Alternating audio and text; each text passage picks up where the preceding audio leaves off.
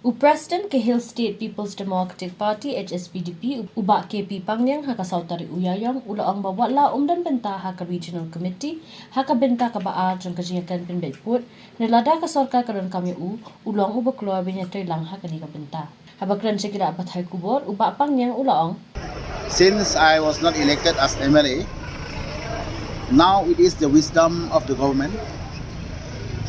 whom to put in as the member of the regional committee, and I have seen that the sitting MLA along with the other members from different parties will be the part and parcel members of the regional committee if and when the government feels needs my presence.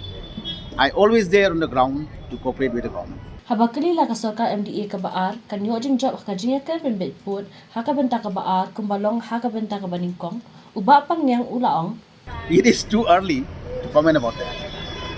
but I believe and I hope with good faith of the government to complete the second phase settlement, but it depends on the members of those regional committees to take a wise decision, to take a wise step, how to settle it peacefully, amicably and successfully.